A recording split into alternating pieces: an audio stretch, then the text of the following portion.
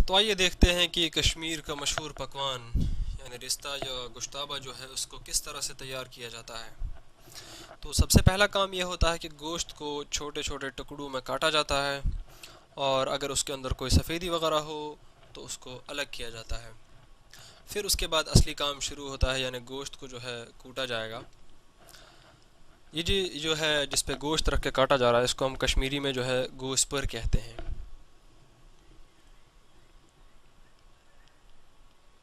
ये जो नीचे है नीले रंग का जो आपको नज़र आ रहा है, ये एक पत्थर है, गोल पत्थर, जो यहाँ की नदियों में मिलता है। ये बहुत ही सख्त होता है, ये आसानी से नहीं टूटता।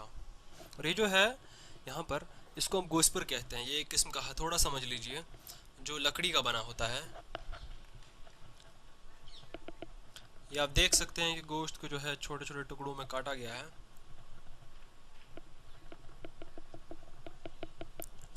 अब जो है इसका असली काम शुरू होगा, यानी गोश्त को कूटा जाएगा। तो इस हथौड़े से जो है इस पत्थर पे रख के इसको मारा जाता है, और ये जो है फिसल भी जाता है शुरू में मारने से, आप देख सकते हैं।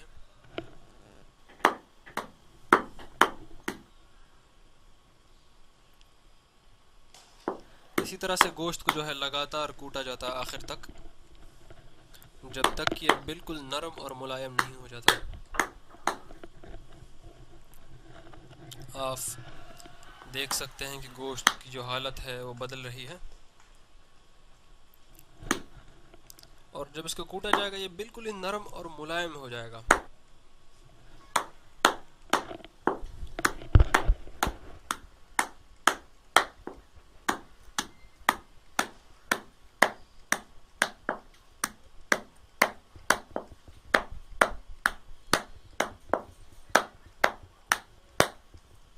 इसमें जो है आजकल जो है लोग नए तरीके भी अपनाते हैं, जैसे ग्राइंडर्स का इस्तेमाल करते हैं।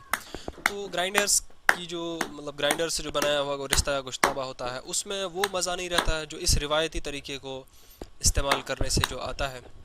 उसमें क्या ख़राबियाँ हैं वो मैं अभी आपको दिखाऊंगा, कि इसमें सफ़ेद रेशे जो होती है गोश्त गोश्त के अंदर, तो वो उस ग्राइंडर से जो है बाहर नहीं आती है, वो अंदर ही रह जाती हैं।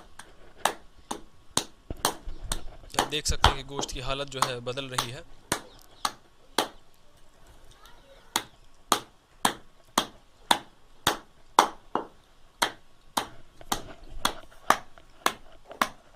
क्योंकि जो रिवायती तरीका जो हम इस्तेमाल करते हैं इसमें बिल्कुल खालिस प्योर यानी बिना किसी मिलावट के जो है गोश्त आखिर में बच जाता है। लेकिन जो ग्राइंडर का इस्तेमाल करते हैं उसमें वो बात जो है नहीं आ पाती है।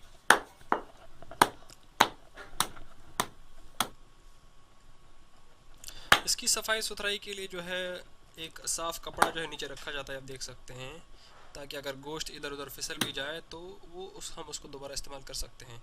और जो कूटने वाला आदमी है उसके लिए भी एक कपड़ा होना चाहिए, ताकि जो है सफाई सुथराई का जो है इंतज़ाम रहे।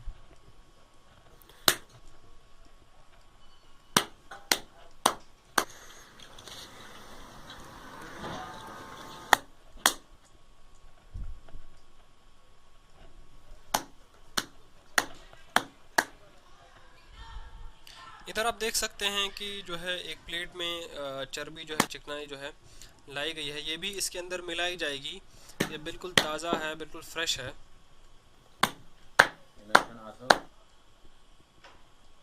आप देख सकते हैं गोश्त की जो हालत है वो बदल रही है कूट कूट के।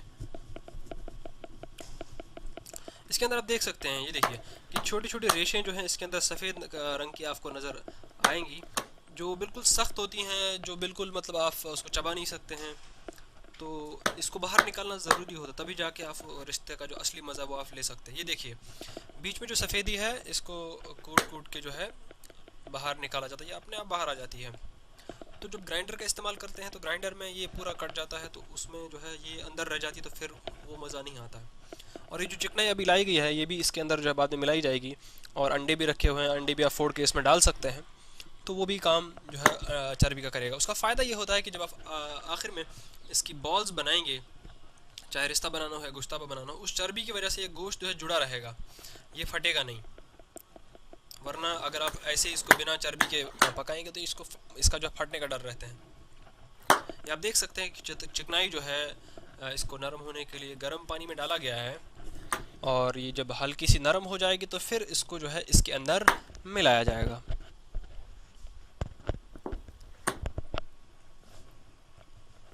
जैसा कि मैंने बताया कि चिकनाई का फ़ायदा ये होता है कि जब आप इसके गोले बनाएंगे, इसके बॉल्स बनाएंगे, तो वो गोश्त जो है जुड़ा रहेगा, वो फटेगा नहीं पकाने के पर।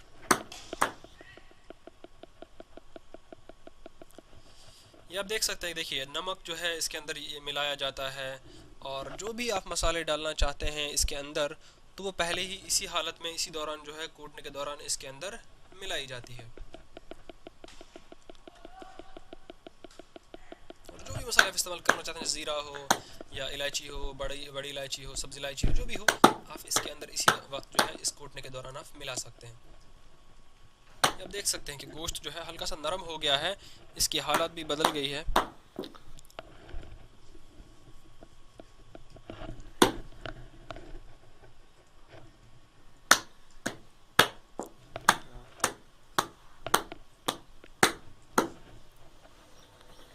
ये देखिए रेशें किस तरह जो है निकाली जाती हैं। रेशें,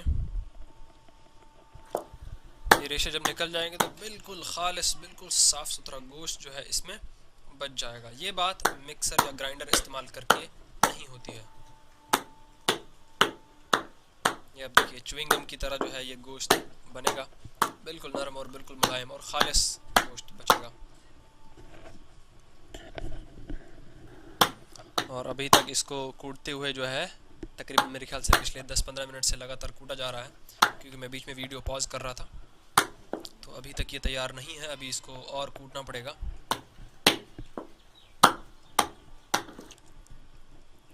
ये देखिए ये चर्बी नरम हो गई है पानी में डालने की वजह से। अब इसको देखिए किस तरह से जो है इसको पानी इसके अंदर, इस गोश्त के अंदर जो है डाला जाएगा। फिर चर्बी को थोड़ा सा निचोड़ कर जो है इसमें से जो पानी होगा इसके अंदर, उसको निकाल कर जो चिकनाई बचेगी, उस चिकनाई को फिर गोश्त के अंदर डाल के फिर उसको इसके अंदर मिलाया जाएगा।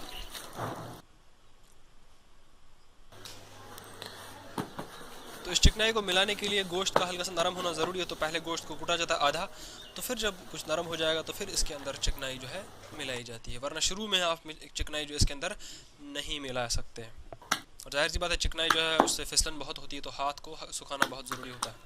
ये देखिए किस तरह से जो है चिकनाई को धीरे धीरे इसके अंदर मिलाया जाता है। अब इसको दोबारा जो है कूटा जाएगा ताकि ये चर्बी पूरी की पूरी जो है इसके अंदर मिल जाए। और जब ये पूरी मिल जाएगी तो इस गोश्त का रंग, अभी आप देख सकते हैं हल्का सा लाल है, तो इसका रंग जो है हल्का सा सफ़ेद जो है रंग का हो जाएगा ये गोश्त, क्योंकि सफ़ेदी मिल गई तो इसका रंग जो है हल्का सा सफ़ेद हो जाएगा।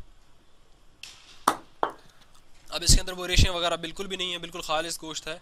और अभी जो है अब इसके अंदर बिल्कुल भी चर्बी नहीं है, बिल्कुल खालिस और बिल्कुल प्योर जो है ये गोश्त बचा हुआ है।